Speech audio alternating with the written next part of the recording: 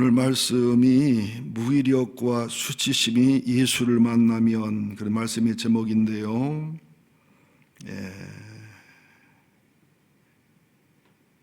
현대인들은 나만의 영으로, 또 수가성 여인의 영으로, 삭개오의 영으로 상당히 고난을 당합니다. 나만의 영이라는 게 뭐냐면, 영혼은 썩어서 문드러졌는데 겉은 문화와 학력과 돈과 사회의 의체로 이게 다 덮고 살아가는 모습이 나만의 영의 병입니다. 수가성 여인의 병이 뭐냐면은, 수가성 여인은 사마리아 사람이잖아요. 그러니까 사마리아인들은 이미 유대인 사이에서 왕따예요. 그런데 왕따가 돼 있는 사마리아인 중에서도 또 왕따된 여인이 수가성 여인이에요. 수가성 여인의 영혼을 가만히 살펴보면, 스스로 담을 쳤지만 담이 감옥이 되어버린 여인, 스스로 하나님과 사람에게 버림받은 여인, 희망과 소망 없는 여인, 좌절과 절망 속에 지옥을 사는 여인, 트라우마 속에 사는 여인, 컴플렉스 속에 사는 여인, 성격 장애와 인격 장애의 여인, 커뮤니케이션의 장애와 성인 아이의 여인, 정서 불안과 정신 장애와 분노 장애와 성격 장애와 사회성 장애와 자기 보호와 자기 정지감과 자기 비하감과 모든 비호감과 모든 불만족과 불평등과 분노와 증오로 사는 여인.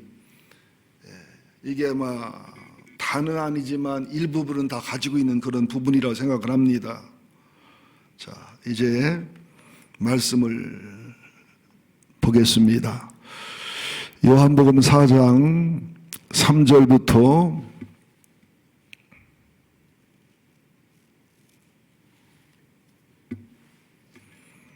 8절까지만 보겠습니다. 요한복음 4장 3절부터 8절까지입니다.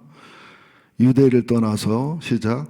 유대를 떠나사 다시 갈릴리로 가실새 사마리아를 통과하여야 하겠는지라 사마리아에 있는 수가라는 동네에 이르시니 야곱이 그 아들 요셉에게 준 땅이 가깝고 거기 또 야곱의 우물이 있더라. 예수께서 길 가시다가 피곤하여 우물 곁에 그대로 앉으시니 때가 6시쯤 되었더라. 사마리아 여자 한 사람이 물을 길러 왔음에 예수께서 물을 좀 달라 하시니 이는 제자들이 먹을 것을 사러 그 동네에 들어갔음이러라. 이제 시간 허락된 대로 말씀을 보겠습니다. 이 당시 문화를 알아야 돼요. 이 당시에 유다 사람들은 북왕국 이스라엘 사람들을 짐승과 같이 취급을 해요. 아시잖아요, 역사적 배경을. 북왕국은 아수르에게 점령됐기 때문에 아수르의 그 민족 말살 정책에 의해서 아수르인의 피뿐만 아니라 전 세계 사람의 피가 섞인 이방인보다도 추한 존재가 사마리아 사람들입니다. 그래서 유대인들은 이 길을 가다가도 사마리아 사람 동네를 통해서 가면은 1시간이면 갈 길을 3시간이 걸려도 도로서 가요. 그러니까 지금 우리나라에서 남북한에 대치하는 거, 또 호남, 영남 문제 있는 거, 이런 거하고는 비교가 안 됩니다. 중동 지역에 가서 그 중동 사람들끼리 정오심이 있잖아요. 우리나라는 흉내도 못 냅니다. 유대인들이 돈을 사랑하는 것은요, 우리가 상상할 수 없이 돈을 사랑합니다. 상상이 안 되는 건데요. 근데 여기 3절, 4절을 주목하면 예수님의 사랑과 나 하나만을 사랑하는, 나 하나만이 인간인 것처럼 사랑하는 이 사랑을 가슴 깊이 이론이 아니라 그냥 단순한 성경이 아니라 내 것으로 느껴야 돼요. 유대를 떠나서 갈릴리로 가시려면 사마리아를 지나가면 질러서 빨리 가지만 돌아가면 몇 배 더 많이 걸리거든요. 근데 어떤 유대인이란 유대인들은 사마리아를 통과해 가지를 않습니다. 절대로. 근데 여기 4절에 보면 사마리아를 통과하여야 하겠는지라, 이것은 의무적으로 통과해야 되고 통과할 수밖에 없고 이런 뜻도 있지만 예수님은 해부투나 머스트를 써서 영어로 보면은 이 수가성 여인 하나 때문에 또 그 수가성 여인 하나가 구원받음으로 그 여인을 통해서 그 동네 사람이 구원받을 것을 알고 믿기 때문에 어떤 수치와 멸시와 천대와 조롱을 당해도 반드시 통과해야 되겠다는 마음이에요. 그러니까 우리가 전체를 놓고 보면 복잡하게 이해가 안 가지만 하나님은 나 하나를 구원할 수만 있다면, 나 하나의 신앙이 성장을 할 수 있다면 온 지구를 동원하는, 온 인류를 동원하는, 모든 사건이고 동원하는, 가끔 제가 주일날 설교한 다음에 그 카톡이나 메일을 받아요. 목사님 오늘 저를 위해 설교 준비하신 것 같은데요. 또 디테일하게 말하면 누가 전화 안 했어요? 누가 메일 보내지 않았어요? 이게 의도적이었다고 이렇게 생각하는 분들이 있어요. 이게 나만을 위해 설교했다고 생각하는 경우가 있어요. 또는 상담을 하게 되면 내가 꼭 밝힙니다. 이상하게 10번이면 8, 9번은 상담을 하면 그 상담에서 상담할 내용을 내가 이미 설교로 준비해 놓은 거예요. 원고를 보여줍니다. 제가 집사님하고 권사님하고 상담해서 이 설교하는 게 아니고 원고 보세요. 이미 준비되어 있죠. 그분은 나랑 상담을 안 왔어도 믿음으로 견디고 기다렸으면 다음 주일날 정답이 나올 설교였다는 거예요. 자, 그러니까 예수님께서는 이 수가성에 천박하고 왕따디 여인 하나를 위해서 모든 걸 동원하고, 또 예수님이 이 수가성 여인하고 대화하는 걸 보고서 제자들이 이상히 여겼다 그랬잖아요. 그 이상히 여겼다는 것은 어이구 좀 이상하다, 웬일이지, 이런 이상함이 아니라 어느 정도 이상함이냐면 예수님이 백부장이 자기 종을 사랑하는 모습과 자기 종을 위해서 그 윗사람이 가라면 오라면 옵니다고 하는 그 믿음과 영적인 질서를 할 때 주님이 놀라잖아요. 세상에 이방인이 믿음이 있다고, 그렇게 놀랐다는 뜻의 놀라움이에요. 그러니까 제자들이 그렇게 놀랄 정도면 예수님이 어떤 관습을 깬 거냐고요. 이건 가문의 수치예요. 인생의 수치예요. 또 그 원어를 보면 예수님이 풍랑이는 바다에서 바다와 바다의 풍랑과 바람을 잔잔했을 때 제자들이 놀라워했다 있죠. 그런 놀람으로 놀란 거예요. 그러니까 주님이 우리를 사랑한 사랑은 나도 놀라우고 감격해야 되지만 남들이 객관적으로 보면은 미쳤어, 우리 저 사람 하나만 저렇게 사랑해, 사람이 뭐 저 사람 하나뿐인가, 교인이 저 사람 하나뿐인가 하는 미친 사랑. 영화도 보면 마다라는 영화도 좀 모질한 아들을 살인자한 것을 보호하기 위해서 사람을 죽이는 엄마의 미친 사랑이 있잖아요. 그러니까 엄마니까 가능한 거거든요. 여러분들, 이 세상에 가장 놀랍고 이상하고 괴상하고 미치고 수지 안 맞고 비효율적이고 가성비 안 맞는 사랑이 하나님의 사랑, 예수님의 사랑, 성령님의 사랑입니다. 지금도 우리는 끊임없이 그런 사랑을 받고 있어요. 제가 제 딸이 일이 있고 많아서 두 손녀딸을 데리고 있는데요. 두 손녀딸을 데리고 있으면서 참 사람이 죄인이구나 하는 걸 깨달으면서 그렇게 무한전 사랑을 주고 무한정 은혜를 줘도 머리 좋고 똑똑한 우리 지호 같은 경우는 원망도 많고 시기도 많고 불만도 많고 제가 설명할 수가 없어요. 어떻게 사랑했고 어떻게 섬겼고 어떻게 해줬는지를. 여러분들, 다른 건 다 관둬도 여러분 하나님께 소원 두고 기도하세요.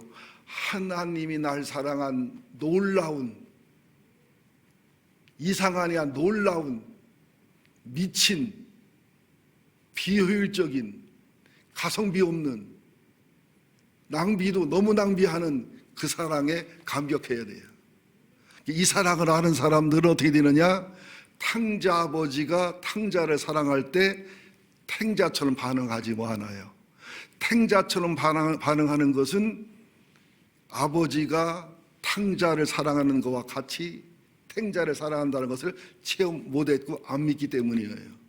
우리는 나한테 한 사랑도 모르고 못 깨닫지만 그 간신히 나한테 한 사랑 깨달아도 또 남한테 한 사랑은 입에 거품을 물고 싫어하고 분노합니다.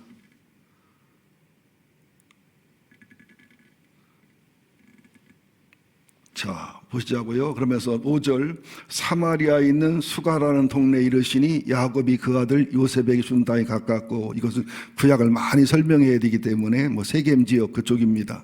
거기 또 야곱의 우물이 있더라. 유명한 우물이지요.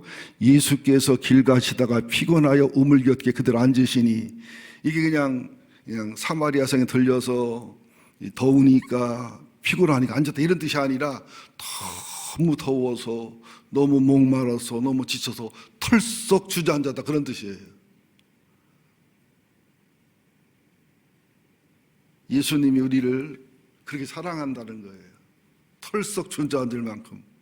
그들 앉으시니 때가 6시쯤 되었다. 이게 낮 12시예요. 이스라엘에 가본 분들은 알지만 낮 12시에는 다니는 사람들이 없습니다. 그냥 영상 40도 이상이 기본이고요. 아마 10분만 서 있으면 쓰러질걸요.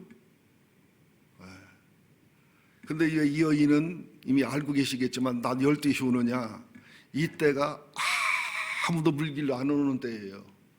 이 여인은 유대인에게 왕따딘 사마리아인들에게 또 왕따딘 여인인데, 한마디로 말해서 결혼을 5번 하고 6번째 기둥서방을 둔 여인인데, 원어를 깊이 연구해 보니까 음란해서 그런 게 아니라 우리나라 말로 말하면 팔자가 싸나와서 자기 선택이 아닌데, 자기 잘못이 아닌데 어쩔 수 없이 삶이 꼬인 그런 불쌍한 여자인데, 세상에서는 그렇게 안 보잖아요. 그 중심과 긍휼을 안 보기 때문에 스스로 소외된 여인인데, 7절을 봅니다. 사마리아 여자 한 사람이 물을 길러 왔음에 예수께서 물을 좀 달라 하시니, 여러분들이 이게 성경을 잘 알고 성경 배경시랑 했으면 이게 실감이 더 날 텐데요. 지금 사마리아 여자가 아무도 없는 줄 알고 우물물에 왔다가 남자가 하나 앉았는데, 사마리아 남자라도 놀래고 불편할 일인데 유대인 남자가 앉아 있거든요. 달라요, 여러분. 유대인하고 사마리아인들은, 사마리아는 섞였기 때문에 유대인하고 달라요, 생긴 모양이. 유대인 남자가 앉아 있기 때문에 엄청 충격받고 놀란 거예요. 이상한 사람이 왜 이렇게 앉았지? 이 시간에 왜 앉았지? 도무지 이해할 수 없고 상상할 수 없는 일이 벌어지는 거예요. 우리 삶 속에서 이해할 수 없고 상상할 수 없고 계산한 일이 벌어지면 10중 8구 하나님의 개입일 때가 많습니다. 이상하다면 보지 마시고. 그런데 더 계산한 게 뭐냐면 물을 달라 하거든요. 당시 유대인들은요, 사마리아 사람하고 상대도 안 하거니와 굶어 죽으면 굶어 죽었지 물하고 음식을 달라고 안 합니다. 더군다나 유대인 남자가 유대인 여자한테 물을 달라고 하고 말을 거는 것은요, 있을 수 없는, 제가 언어로 표현할 수가 없어요. 어떻게 언어로 표현할 수가 없어요. 풍랑이 있는 바다를 잔잔케 했을 때 놀라운 그 단어를 썼다니까는요. 유대인 랍비라 할지라도, 랍비들은 길 가다가 사마리아인은 고사하고 같은 유대인 여자라도 대화하라고 말 걸면은 막 가문이 랍비의 인생에 먹칠할 만큼 수치심을 느끼는 그런 문화였기 때문에 있을 수 없는 일입니다. 뭘 얘기합니까, 여러분들? 우리 전도하려면은 사람의 장애가 있고, 얘기하다가 예수 얘기 나오면 얼굴색 싹 변하고 힘들고 어렵잖아요.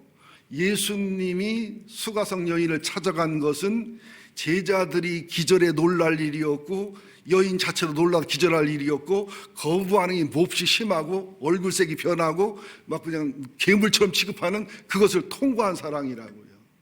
그러니까 잘 보세요. 미녀와 야수처럼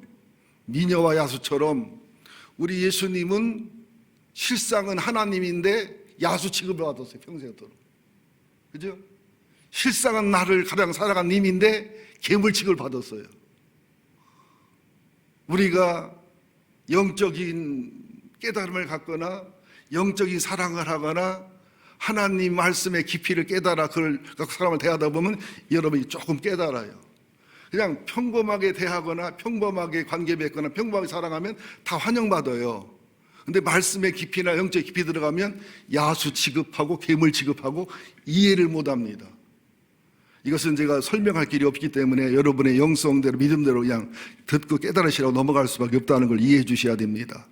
그리고 예수님이 물을 달라는 것은 물을 달라는 얘기입니까? 물을 주겠다는 얘기입니까? 여러분들, 주님이 물을 달라는 얘기는 겉모습은 물을 달라는 거지만 결과적으로 물을 달라는 얘기가 물을 주겠다는 얘기요, 물을 달라는 얘기예요. 주겠다는 얘기잖아요. 잘 들으셔야 돼요. 여인에게 물을 요구한 것은 육신이 피곤해서 목마르기도 하지만 그 물을 매개로 해서 생수의 물을 주어서 육신의 물이 마중물이 돼서 생수의 물이 가게 하고 그로 대화를 터서 관계를 맺게 하는 것. 다시 말하면 우리에게 주의를 요구하는 것은 주의를 요구하는 겁니까? 이미 내 평생을 주신 것을 안전케 하게 한 겁니까? 우리에게 11조를 요구하는 것은 돈을 달라는 것입니까? 우리에게 이미 준 것을 안전하게 복되게 하는 안전장치입니까? 여러분, 이게 믿어져야 돼요. 주님의 가슴에는 사랑밖에 없어요.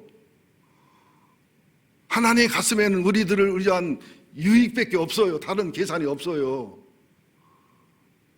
근데 여인은 감당할 수가 없잖아요. 여러분 보세요. 엘리야도 과부와 과부의 아들이 마지막 먹고 죽을 기름을 달라고 할 때 달라는 겁니까? 그 안전장치입니까? 달라는 겁니까? 테스트입니까? 여러분, 제가 다음 주일날 설교를 할 건데 예수님이 세 가지 시험을 받을 때 보면 성령이 인도해서 성령에 충만해서 시험 받고, 그죠? 성령님이 광야를 몰아내고 성령님이 시험의 길을 이끌어가요. 왜 그랬을까?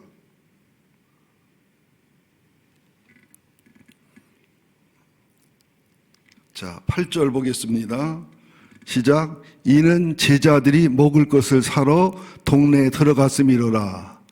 자, 예수님은 사마리아 여인 하나를 구원하기 위해서 머스트 해부투를 쓸 만큼의 결심과 결단과 간섭을 깨고 수가성을 찾아가서 낮 12시에 뜨거운 햇빛에서 우물에서 사람을 기다리고 여인하고 대화를 트는데 제자들은 사마리아인에 대한 구원이나 여인에 대한 구원은 상상도 못하고 생각도 없고 그냥 자연 발생적으로 생리적 본능적으로 배고픔만 따라가는 모습을 볼 때에 예수님의 인간에 대한 영혼에 대한 사랑과 제자들의 영혼에 대한 사랑이 같아야 틀려요.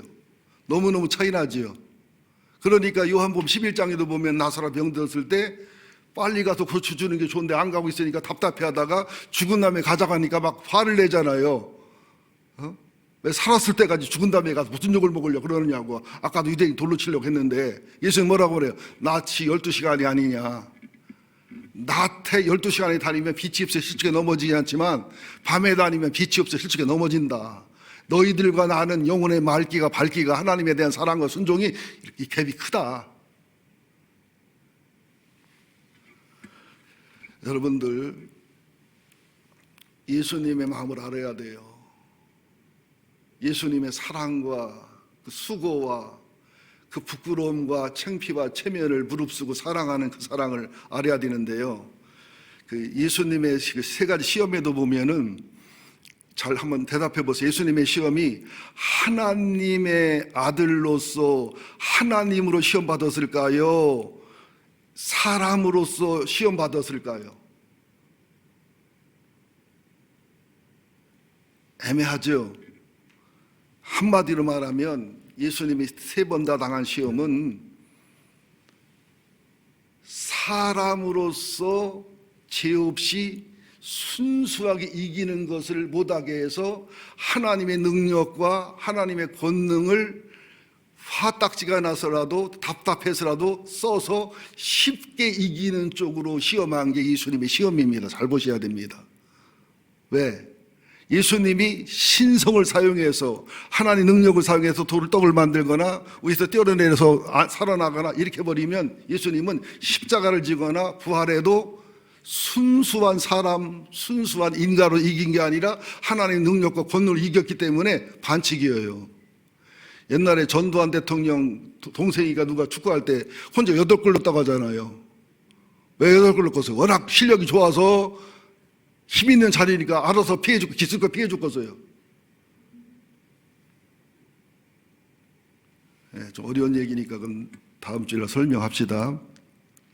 자, 9절 한번 살펴보자고요. 자, 사마리아 여자가 이르되 당신은 유대인으로서 어찌하여 사마리아 여자인 나에게 물을 달라 하나이까 하니 이는 유대인이 사마리아인과 상종하지 아니함일러라.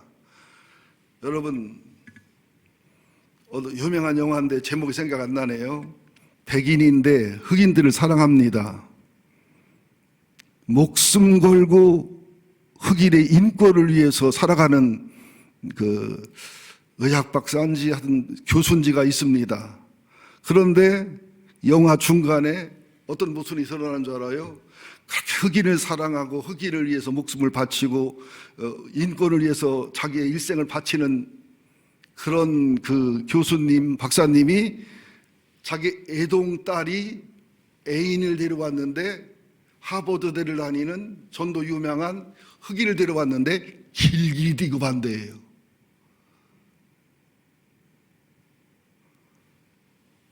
어때요? 내가 흑인의 인권을 위해서 일하고 흑인들을 위해서 목숨을 바칠 망정 내 딸이 흑인한테 시집가는 건 쉬워요, 어려워요? 아니 솔직히 얘기해 보세요. 저도 애들이 유학 갔을 때 뭐라 기도한 줄 알아요? 하나님 까만 놈만 안 오게 해주세요. 어느 날 미라가 까만 놈 데리고 오면 내가 감당할 수 없을 것 같더라고. 성진이가 까만 여자 데려오면 감당할 수 없을 것 같더라고. 솔직한 얘기하는 거예요. 이게 인권을 얘기하면서도. 근데 예수님이 이렇게 사람이 돼서 이렇게 수가성 여인 하나를 사랑해서 이렇게 찾아가서 제자들도 놀라워하고 여인도 놀라워하고 거부하는 것을 하는 것은 보통 사랑이 아닙니다. 그러나 이것은 하나님으로서 하나님 아들로서 한 게 아니라 인자로서 했기 때문에 우리도 그 벽을 넘을 수 있어야 돼요. 그래서 내가 왜 강조하냐면 이 벽을 넘을 수 있을 때 가정도 교회도 하나가 되는, 하나님이 사람 되온 벽이 보통 벽입니까? 보통 벽을 넘어온 겁니까? 예수님이 수가성 여인 하나를 구원하려고 이렇게 그죠? 넘고 넘어간 게 보통 장벽을 넘은 겁니까? 우리가 힘들고 어렵다 해도 가정에서 교회에서 힘들고 어려운 공동체라 해도 그런 거에 비하면 조족지혈이잖아요.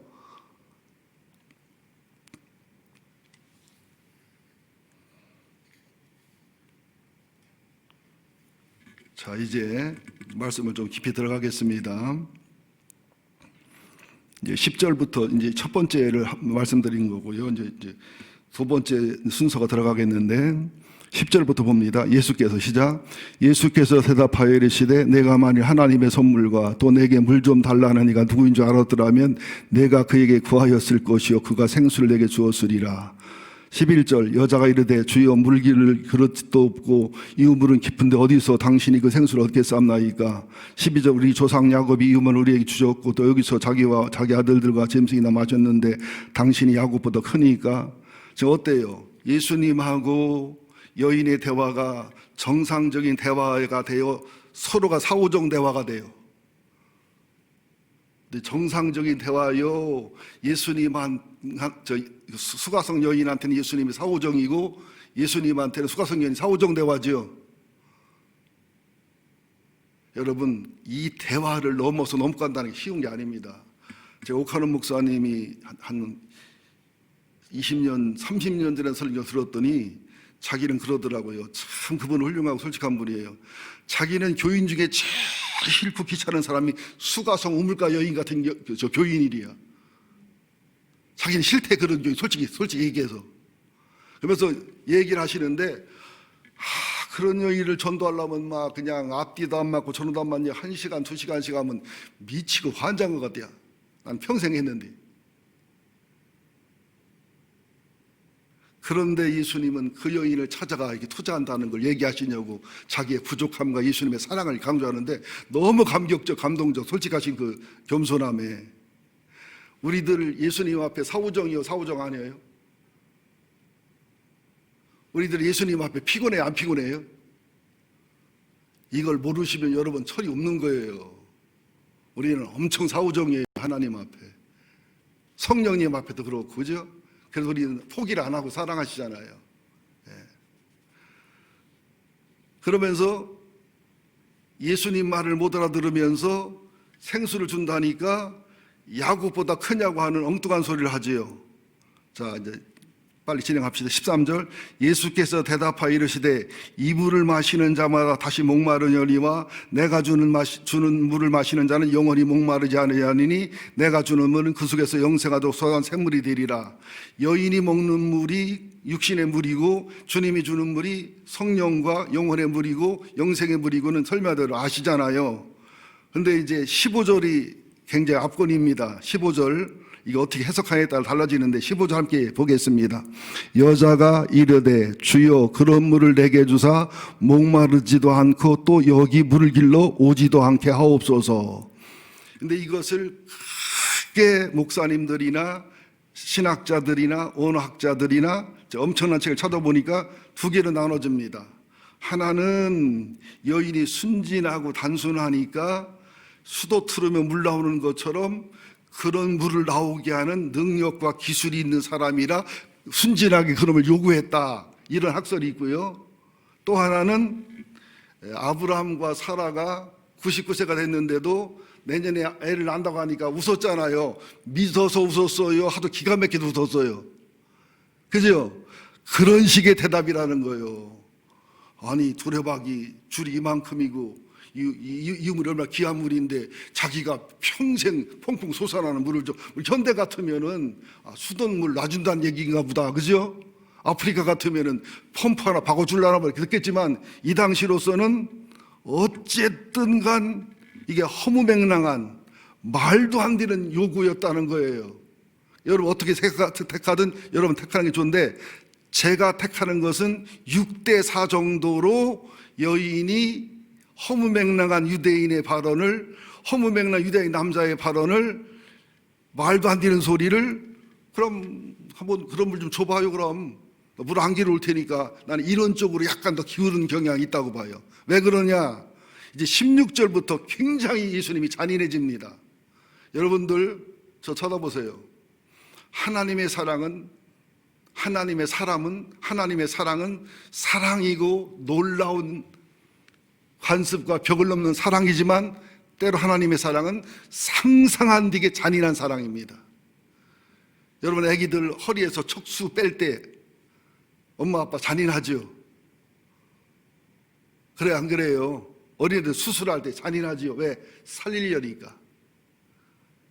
한없이 잔인하고 한없이 잔인한 분이 우리 하나님의 사랑이에요. 이따가도 말씀드리겠지만 시간 어떨지 몰라 미리 말씀드리면은 여자는 지금 예배에 대해서 이제 예수님을 선지자로 만나고 이제는 메시아로 만나가면서 뭘 물어보냐면 예배에 대해서 물어봐요. 뭔 말이에요? 천한 여인이지만 이 여인 영혼 속에는 하나님을 사모하는 여인이라는 거예요. 예? 예배를 그리워하는 여인. 예수님의 눈은, 하나님의 눈은 정확하십니다. 예물을 보지 않아요. 중심을 보는 거예요. 근데 여인이 뭘 물어봅니까? 예배를 그리심산에서 드리는 사마리아인들의 예배를 드려야 됩니까? 장소지요? 아니면 모리아 산에서 솔로몬이 성전을 지어서 한 예루살렘 성전에서 예배를 드려야 됩니까? 장소를 물어요? 원리를 물어요? 장소를 묻지요. 예수님은 그리심산도 말고 예루살렘 살도 말고 때, 그죠? 하나님께 신령과 진정으로 예배드릴 때, 지금 예수를 만나는 때. 그러니까 나는 연말이면은 마음고생을 많이 합니다만은, 코로나와 여러 가지로 이제 제가 마음고생을 많이 하고 힘듭니다만은, 근데 죄송하게도 힘든 거에 비해서 하나님의 평강과 편안함을 너무 많이 주셔서 저도 제 마음이 이해가 안 되는데, 중복 기도를 하시고 주님이 또 앞날을 미리 보여주시는 게 있어서 제가 편안할 수 있는데, 많은 성도님들이 교회를 옮기는 장소 이동이 답인 줄 알아요. 그러지 않아요.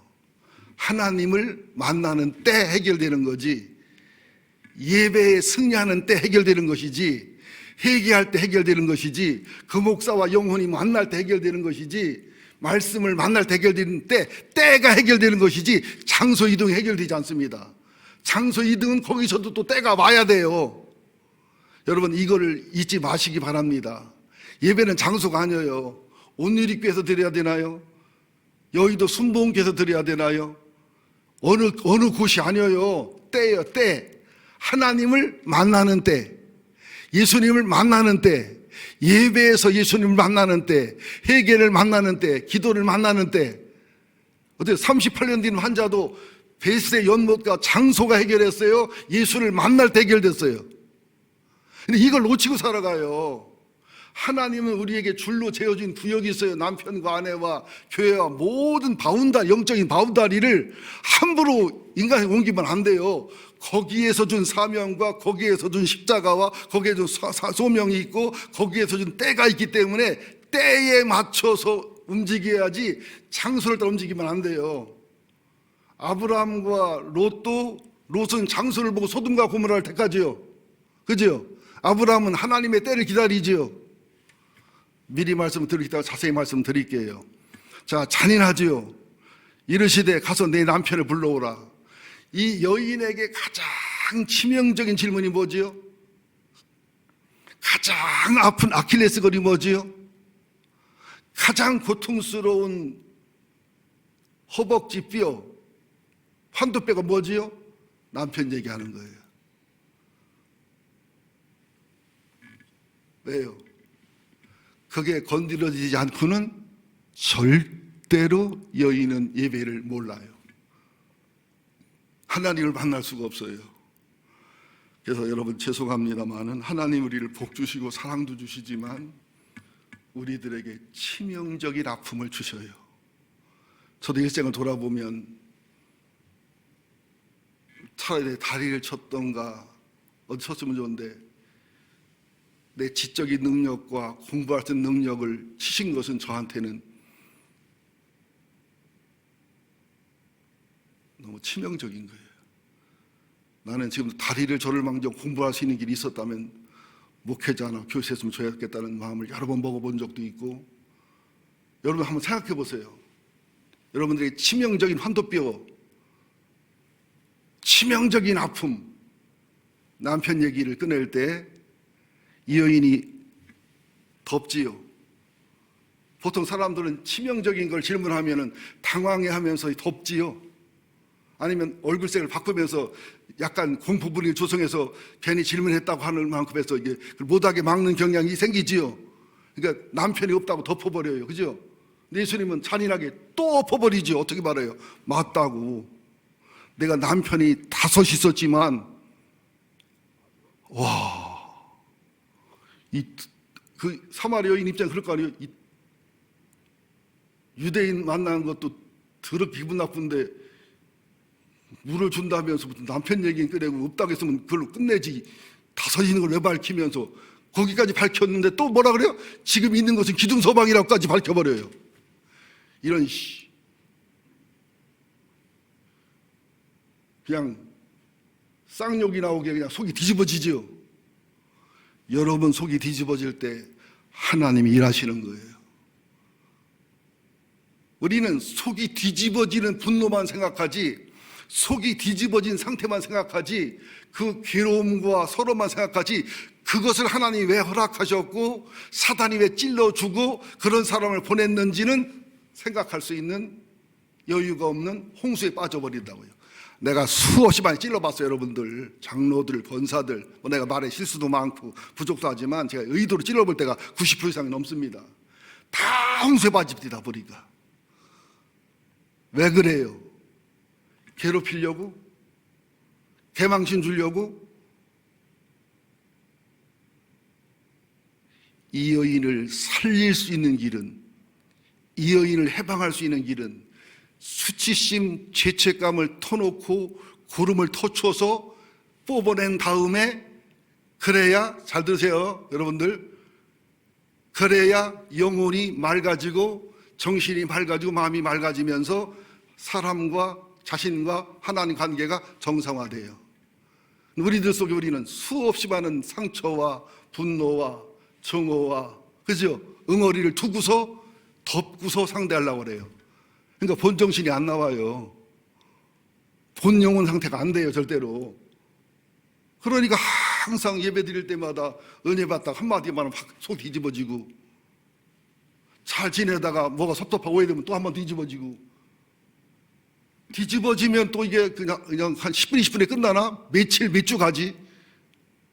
또 이게 캔실이 가라앉으면 또 뒤집어지고, 이 뒤집어지기를 100번 하면은 그 인간이 원수로 보여요. 제 말 맞습니까? 안 맞습니까? 하나님은 우리를 뒤집어요, 이렇게. 왜? 우리가 스스로 나와 수술을 안 하니까. 스스로 나와 주님을 만나지 않으니까. 근데 여러분 생각해 보세요. 엄살 떨지 말 것은, 하나님은 하나님을 버리고 사람 돼서 이 장벽을 넘어 죄인 돼서 죽어 소리 살렸는데, 그 기술과 그 은혜와 능력을 적용하기 위한 그 뒤집음, 그 아픔, 그 대가가 뭐가 됐습니까? 예? 여러분, 그게 뭐가 됐습니까? 이거를 설교를 듣지 마시고 실제로 들으셔야 돼요. 여러분이 원튼 원치 않게 일생 동안 얼마나 남편을 통해서 이렇게 뒤집어서 환장하게 하고, 시부모를 통해서, 누구를 통해서, 나중에는 목사 설교를 통해서 얼마나 뒤집어 댑니까? 미치고 팔팔 뛰게. 근데 이 여자가 영혼이 밝은 여자라는 것이, 하나님을 향한 여인이라는 것이 어디서 드러나냐면 19절에서 드러나는 거예요. 보통 사람 같으면 그냥 쌍욕이 나오고 머리를 물어 뜯고, 그죠? 난리를 치고 끝났을 텐데, 힘들고 아프고 뒤집어지고 개망신인데 19절을 뭐라고 말합니까? 여자여, 여자가 이르되 주여 내가 보니 당신은 뭡니다? 선지자입니다. 이게 영성이에요. 여러분, 설교 들으면 화날 수 있습니다. 속상할 수 있습니다.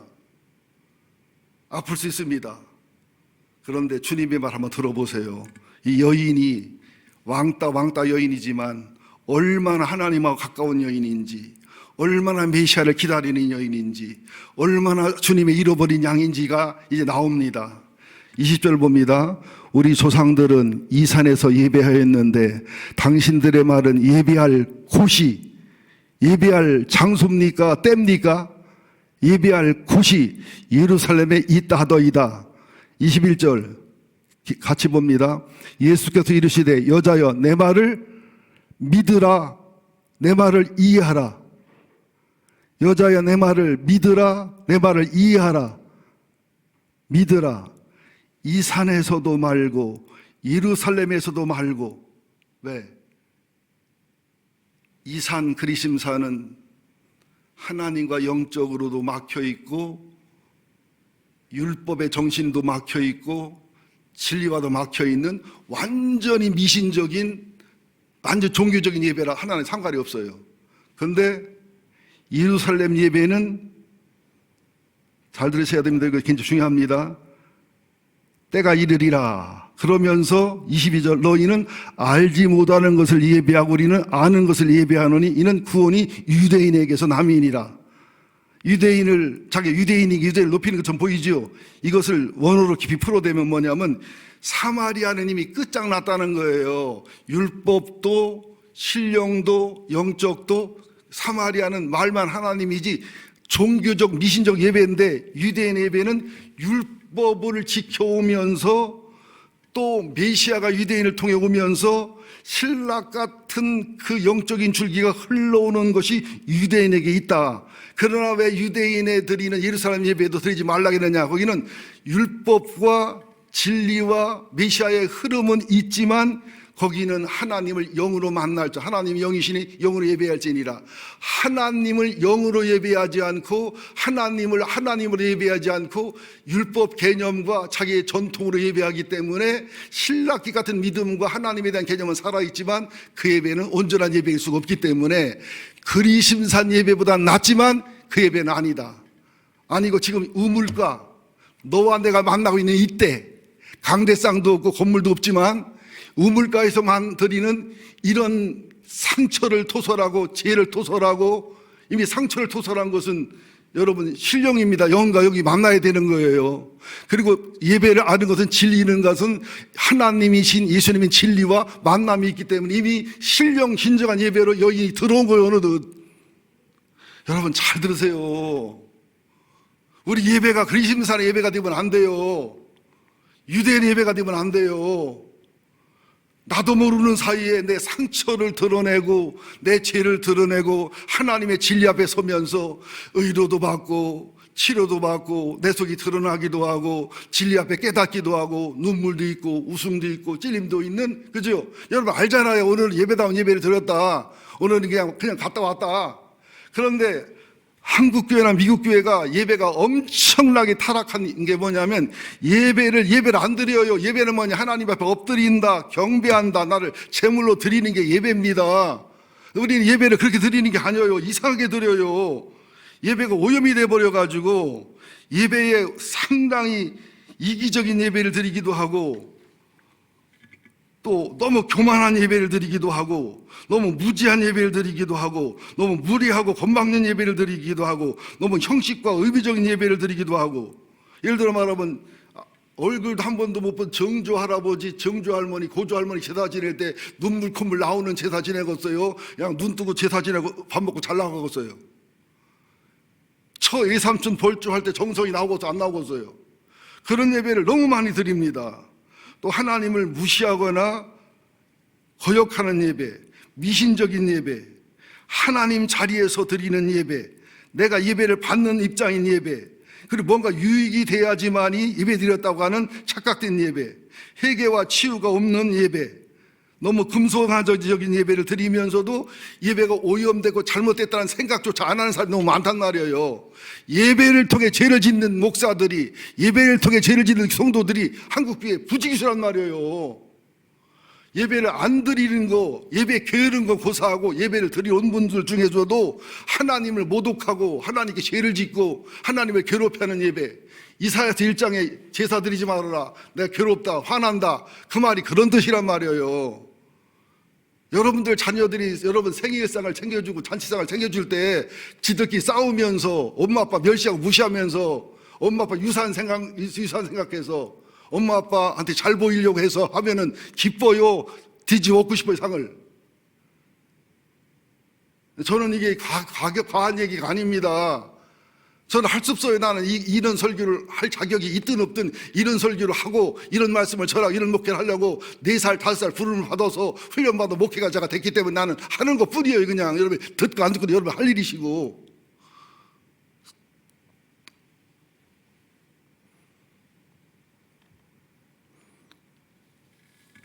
자, 23절 보자고요. 시작. 아버지께 참되게 예배할 때가, 예배하는 자들은 영과 진리로 예배할 때가 오나니 곧 이때라. 아버지께서는 자기에게 이렇게 예배하는 자들을 찾으시느니라. 그러니까 여러분들, 예배는 예배로 끝나지 않고 내 영혼에, 내 하늘나라에, 내 일생에, 내 신앙의 질에, 신앙의 명품과 명문 가정의 후손에 지대한 영향을 미치는 게 예배란 말이에요. 이 한 번의 예배가 여러분들, 저 보세요. 예배 목숨 걸잖아요. 저 내일 설교한다는 보장 없다니까요. 그러면서 계속 나오면서 뭘. 전 목사님한테 이미 시켜놨어요. 비상으로 못 나올 정도면 한두 번 할 수 있도록 해놓고서 다음 주에 설교할 보장 없다니까는요. 저는 언제나 마지막 유언하는 마음으로 설교하고 지금도 그렇게 설교하는 거예요. 제가 진액을 쏟는 마음이 안 보입니까?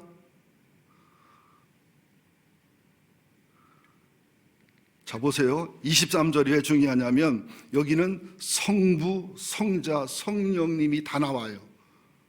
예배는 뭐냐? 세 분 하나님이 받으시는 예배가 예배예요. 굉장히 중요합니다, 여러분들. 성령님은 예수님을 찬양하고 높이게 하고, 예수님은 하나님을 높이게 하고, 하나님은 성령님을 존중에 일하게 하시고, 여러분들 부부가 하나 되는 것이 모델이, 교회 공동체 하나 되는 모델이 삼위일체 하나님이 하나 되시는 거예요. 다른데 같고 같은데 달라요. 이것은 하늘나라가 이해가 돼요. 자, 보세요.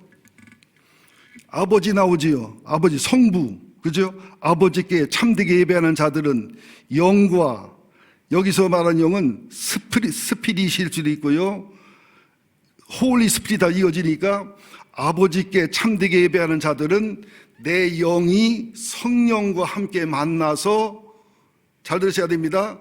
아버지 성부 하나님께 예배하는 자들은 내 영이 거룩한 성령과 만나서 연합되고 하나 돼서 그 안에, 그가 내 안에 있는 그런 예배를, 그런 영으로서 진리, 예수님이 진리잖아요. 진리인 예배로, 예수님으로 예배드리는 때가 오나니 곧 이때라. 아버지께서는 이렇게 성부 하나님 아버지께 내 영이 성령과 하나 되어서 예수님의 진리와 예수님의 피와 예수님의 사랑으로 드리는 예배를 받으시는데, 이 예배만이 참된 예배인데, 이렇게 예배하는 자를 주님이 찾으신다는 거예요. 왜? 그를 쓰기 위해서, 그에게 복 주기 위해서, 그에게 하나님을 나타내기 위해서. 이건 굉장히 중요한 얘기입니다. 어디 가고 어느 교회 다니고 어느 목사 만나고 어느 학교 나오고 이게 중요한 게 아니고, 나는 과연 하나님 아버지가 받으시는 참 예배를 드리는가, 내 예배가 평생토록. 그리고 내 영은 성령님과 함께하는 회개와 치유가 있는, 성령님과 함께하는 나의 벌거벗은 모습과 모두게 드려지는 예배, 예수님과 함께하는 진리의 예배, 또 진리가 살아서 인격을 움직이는 예배, 산제사가 되는 예배, 예수가 제물이 돼서 죽으시고 부활하신 것처럼 하나님이 예수님이 되고 예수님이 하나님 보여주는 것처럼 내가 예수님과 예수님 내 안에 있는 삶과 예배가 하나 되는 그런 하나님으로서의 예배, 성령님으로서의 예배, 또 예수님으로 예배를 아버지께 드리는 예배를 드리는가 이 말이에요. 지금 이 시간에도 하나님 아버지 예배를 드리는데 내 영이 성령님과 함께 예배를 드리고 있느냐? 내가 예수님의 인격인 진리 자체이신 그분, 재물 자체이신 그분과 함께 그런 삶을 살아서 그런 예배를, 예수님과 함께 드리는 예배를 드리느냐? 이게 성공과 실패와 신앙과 믿음과 삶의 본질이라 이거예요. 근데 어디 그리심산을 찾아가고 예루살렘 성을 찾아가고 뭐 여의도 순복음교회를 가고 온누리교회를 가고 어디를 장소를 다니냐는 거예요. 우물가라도 이런 예배를 드리면 주님 받으시는데, 예배를, 때가 문제지. 믿습니까? 여러분, 주님을 만난 적이 한 번이야 있어요? 만났을 때가 있어요? 기도 중에 주님을 만났어요? 찬송 중에 주님을 만났었어요? 말씀 중에 주님을 만났고, 용서 중에 주님을 만났고, 여러분 전도 중에 주님을 만났고, 헌금 중에 주님을 만났고, 겸손 중에 주님을 만났고, 사람을 품며 주님을 만났고, 만나봤냐고요? 만나본 사람들은 하나님 주는 평강과 신비의 체험을 목숨을 끊어도 거부할 수 없는 비밀이 있으면서 동시에 예수의 아픔을 경험하게 되어 있습니다. 배반당해보고, 그렇게 사랑 주고 멸시당해보고, 이것은 말로 형용이 안 되는 겁니다. 신앙의 수준은 하늘나라 가봐야 알아요. 절대 몰라요, 여러분들. 여기서 판단하지 마세요. 누구는 신앙이 좋고 누구는 신앙이 없고, 그냥 어느 정도 그냥 느끼긴 하는 건데 틀려요. 누구는 목회 성공했고 누구는 목회 실패했고, 누구 어떤 목사님 훌륭하시고 뭐 하시고 그런 소리 말아요. 저는 목회 44년 괜히 한 게 아니고, 목사 선생 괜히 한 게, 목사 사모 상답 괜히 한 게 아니라고요. 몰라요. 우리는 자기도 자기를 모르는 남이 나를 어떻게 알아? 제일 무서운 놈이 누구냐면, 지가 저를 속이면서도 속인다고 모르는 놈은 절대 남이 속게 돼 있어. 이 수준 높은 얘기를 아시겠어요? 자기가 자기를 속이면서 자기를 속인다고 생각하지 않는 사람은 상대가 속게 돼 있다니까. 남을 속이려면 자신을 속여야 돼요. 이게 사단이요. 여러분, 우리에게 다른 거 할 거 없고 여기서 예배가 살아야 돼요. 아니 뭐 더 사람 안 와도 괜찮아요. 요 사람들의 예배만 신령하고 진정한 예배를 드려지면 예배는 흐르게 되어 있습니다. 영향력을 미치게 되어 있습니다. 우리 그런 마음으로 기도하십시다. 하나님, 우리 교회가 신령하고 진정한 예배를 드리는 교회, 하나님 아버지께 성령님과 함께 예수님과 함께 드리는 예배를 드리게 하여 주옵소서. 보세요, 여자가 유대인 남자로 보다가 선지자로 볼 때에 얼마나 엉뚱한 소리를 헤매면서 이제 유대인 남자로 대화하다가 남편 불러오라, 남편 다섯 있다, 기둥서방이다, 속을 뒤집어 놓는데 선지자라고 하고, 뭐 사마리아인의 예배는 싹 무시하고 유대인 예배는 높이면서 이 하는 말을 알아듣잖아요. 이 무식하고 천박한 여자가. 여러분들, 1976년 10월 달입니다. 내가 기억이 나요. 그때 5살 먹은 아이가 설교를 듣으면서 울어요. 근데 뭘 설교했느냐면 늙은 낙이 어린 낙이 설교를 했는데 막 울어요. 왜 우냐 그랬더니 상교요, 정상교. 상교에 왜 울었더니 전사님, 저는요 내가 착한 줄 알았어요. 다 착하다고 그러고. 근데 오늘 설교 들어보니까요, 내가 늙은 낙이요. 그래서 내가 깜짝 놀라가지고 뭔 소리요? 그랬더니 저는요 말 찾는 것을 보였지만은요 실제는요 나 존대로 했고요 뭐 했고요 하는데 늙은 낙이 어린 낙이를 딱 이해했더라니까. 5살짜리가. 설교가 어렵다는 것은 설교가 어려운 거요, 그 사람이 하나님과 모르는 거요. 5살짜리도 알아듣는데. 여러분 보세요, 엘리 제사장이 얼마나 목회와 목양에 노련하고 경험이 많습니까? 근데 사무엘은 5살, 7살도 안 됐는데 하나님의 음성은 누구한테 들립니까? 사무엘한테 들리잖아요. 사무엘이 하나님 불러도 하나님 부르는 거 지식이 없으니까 엘리한테 가서 나 불렀냐고 묻잖아요. 또 부르니까 엘리가 또 가서 묻잖아요. 그러니까 엘리가 깨닫잖아요. 하나님 부르시는구나. 그럼 이렇게 해라. 주여, 내가 여기 있사오니 말씀하옵소서. 공식은 다 알잖아요. 늙은 엘리라 경험 많으니까. 음성은 자기는 못 들어도. 그때 엘리 집안의 후손의 지혜를 쭉 얘기하는 말씀을 보잖아요.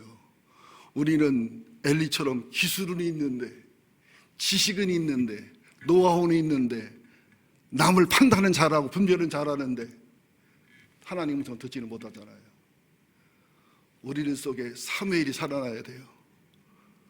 한나의 기도가 살아나야 돼요.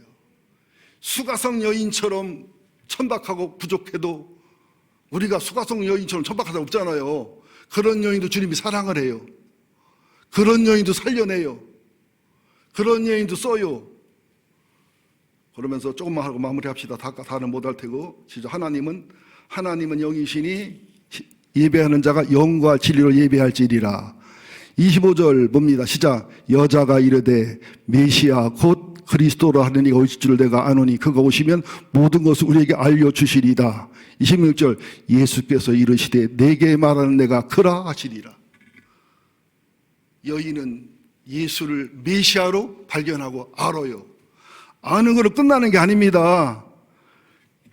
빨리 진행할게요. 27절 이때에 제자들이 돌아와서 예수께서 여자와 말씀하시는 것을 이상히 여겼으나, 이상히 여긴 게 아니에요. 놀라 자빠질 지경이었으나. 28절 여자가 물동이를 버려두고 동네로 들어가서 사람들에게 이르되, 물동이를 버렸다는 것은 양식 먹고 물 먹지 말라는 얘기가 아니라 가치 없고 의미 없는 일이 물동이질을 하는 거예요. 그걸 버려버리고 동네에 들어가서, 잘 들어보세요. 예수를 만나니까 남편 5, 기둥서방 하나 상처가 치료되고 나니까, 회개가 이루어지고 나니까, 영혼이 맑고 밝아지고 나니까, 수술되고 치유되고 나니까, 장벽이 영혼에서 싹 사라지고 나니까, 사마리아인을 피해서 숨어서 담치고 살던 여자가 그냥 사마리아 동네에 뛰어들어가잖아요. 그래서 담이 없어지잖아요. 우리들에게, 사람에게 담이 있고 모든 장벽이 있는 것은 내가 하나님을 예배를 한 번도 제대로 못 드렸다는 얘기입니다. 이 말을 믿으셔야 됩니다. 장벽이 있을 수가 없어요. 없어져, 장벽 없어지면서 그냥 뛰어 들어가잖아요. 자기가 들어가면서도 장벽이 있었나 없었나 몰라. 어느 유명한 신학자가 그럽니다. 장벽은 있다고 착각되는 것이지 예수를 만나면 장벽은 원래 없었던 것이다. 가서 그냥 전도를 해야 되는 거잖아요.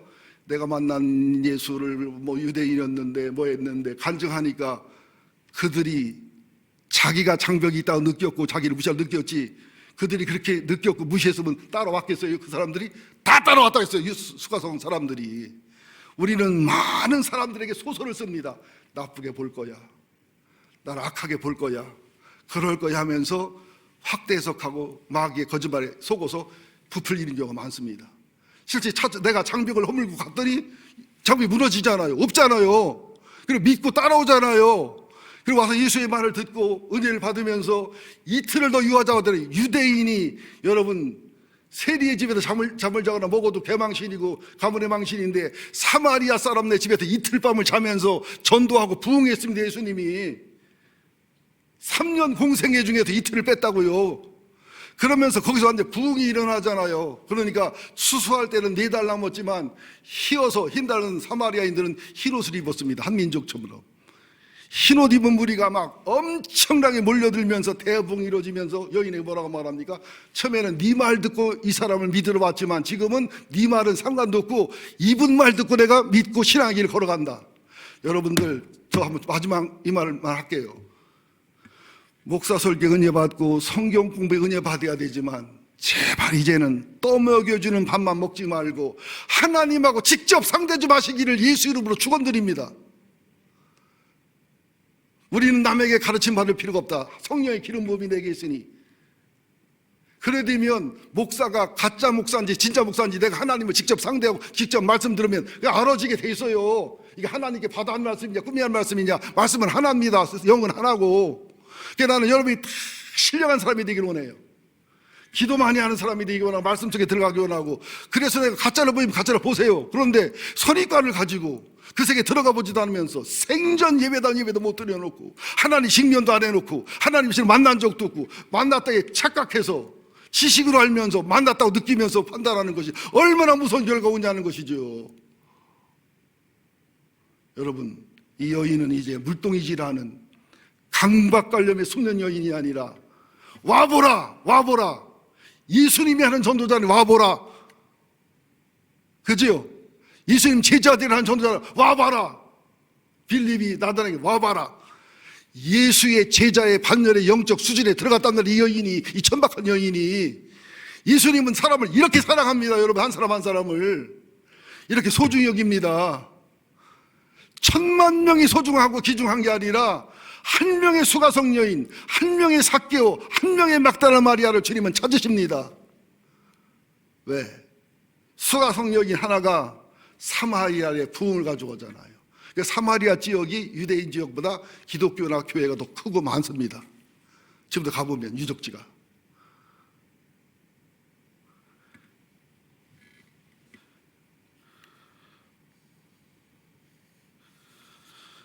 여러분, 다른 거 다 계산하지 말고 하나님 아버지가 받으시는 예배, 성령과 내용이 만나 드리는 예배, 예수 그리스도의 진리로 드리는 예배, 그 예배다운 예배가 살아날 때 수가성 여인의 회복과 성화와 사마리아인의 부흥의 역사가 우리 공동체 속에, 가정 속에 일어나 상상도 안 되고 이해도 안 되는 헛소리 같이 들려지겠지만 하나님은 하십니다. 엘리사 시대에도 포위가 돼서 다 굶어 죽는다고 할 때 엘리사 뭐라고 말합니까? 이틀 후에 곡식이 풍성해서, 그죠? 일반 가격이 되리라. 그때 군대 장관 하나가 뭐라고 비웃지요.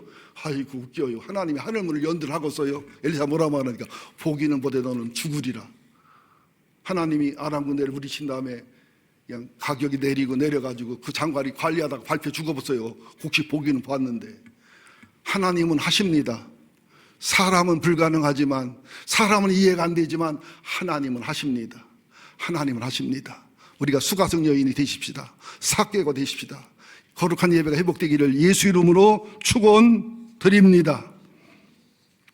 기도하겠습니다. 하나님,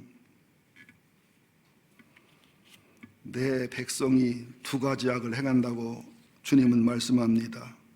생수의 근원인 하나님을 버리는 것과 하나님을 버리고 스스로 웅덩이를 판 것인데 그것은 물을 가두지 못할 터질 웅덩이라고 말씀합니다. 주님을 만나는 때를 허락하여 주옵소서. 신령하고 진정한 예배드리는 때를 허락하여 주옵소서. 수가성 우물가 여인을 만나주신 주님, 삭개오를 만나주신 주님, 우리를 만나 우리를 변화시켜서서 주의 일을 이루시옵소서.